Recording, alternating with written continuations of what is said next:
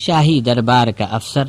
رہائی کا پروانہ لے کر یوسف علیہ السلام کو دربار میں لانے کے لیے جیل خانے گیا، لیکن حضرت یوسف کی غیرت نے یہ گوارا نہ کیا اور کہا کہ جب تک مجھ پر لگائے گئے الزام کی تحقیق ہو کر مجھے بے گناہ تسلیم نہ کیا جائے گا، میں شاہی دربار میں آنے کے لیے تیار نہیں۔ یہاں یہ بات سمجھنے کی ہے کہ حضرت یوسف پر جھوٹا الزام لگانے میں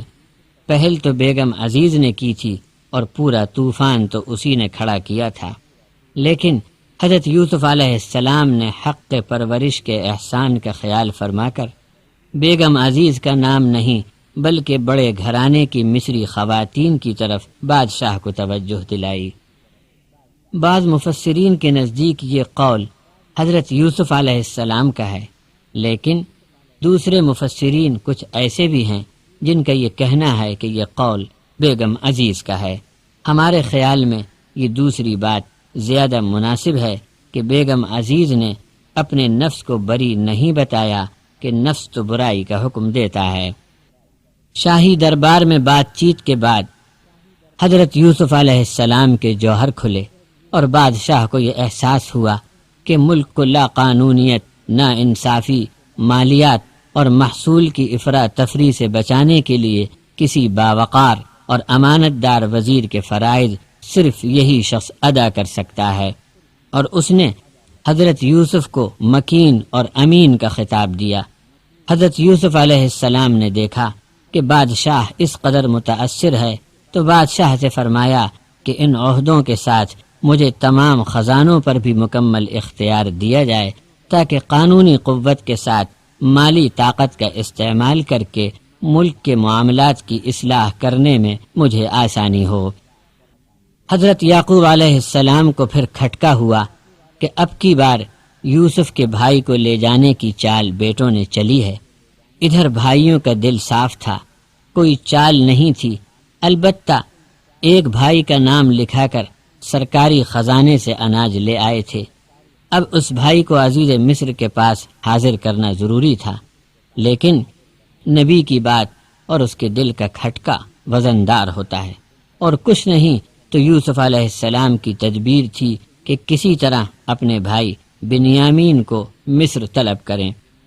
بھائیوں نے جلد بازی میں اپنے باپ سے کہہ دیا کہ یوسف کے بھائی کو اب کی بار آپ بھیجیں تو غلہ ملے گا ورنہ نہیں، لیکن حضرت یعقوب علیہ السلام نے قبول نہیں کیا۔ آخر بھائی لوگ رحال کھول کر گھر میں اناج رکھنے رکھانے میں لگ گئے۔ کیا دیکھتے ہیں کہ اناج کی تھوڑی سی رقم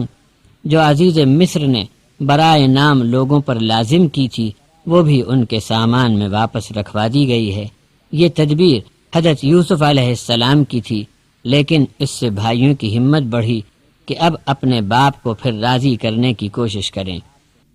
جب ہر جگہ قحط پڑا تو اس کا اثر کنعان میں آل یعقوب پر بھی خوب تھا۔ اناج کی تنگی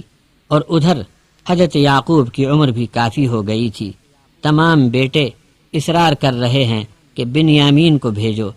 ادھر حضرت کا جی نہیں چاہتا تھا، مگر اناج کے ساتھ پونجی واپس دیکھی اور آنے والے حالات کی مجبوری اور اناج کی ضرورت کے تحت بنیامین کو اس دوسرے سفر میں ساتھ کر دینا پڑا، مگر تمام فرزندوں سے اس پر پکا قول و قرار لیا، تب بنیامین کو لے جانے کی اجازت دی۔ نبی زادے تھے، روشن چہرے، ڈیل ڈول کے بھی مضبوط، اور پھر جتھے میں ایک ساتھ چلیں تو مصری فوج غلط فہمی سے انہیں چھاپا مار سمجھ کر الجھ نہ پڑے۔ یہ کسی اور خطرے کے اندیشے سے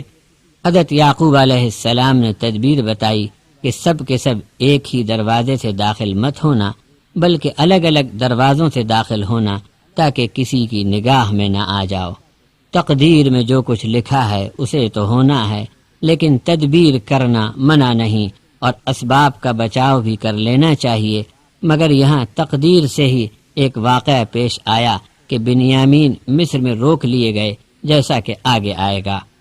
مصر میں پہنچے تو حضرت یوسف علیہ السلام نے اپنے سگے بھائی بنیامین کو خاص جگہ دی اور بہت اچھے سلوک سے پیش آئے، تو دوسرے بھائیوں کو حسد ہوا کہ سفر میں ساتھ لاتے وقت باپ کی اجازت نہ تھی، اور کسی طرح سمجھا بجھا کر لانے پر جلے بھنے تو تھے ہی، پھر بادشاہ کے دربار میں بنیامین کی یہ عزت دیکھی تو اور بھی بھڑک اٹھے ہوں گے۔ اناج کی تقسیم ہزاروں لوگوں کو قطار میں رکھ کر ہوئی۔ شاہی سواری سے حضرت یوسف اپنی دیکھ ریکھ میں ہر ایک کو پورا اناج دیتے اور واجبی رقم بھی جو بہت تھوڑی ہوتی وصول فرماتے، اور اس موقع پر اناج کی تقسیم کے وقت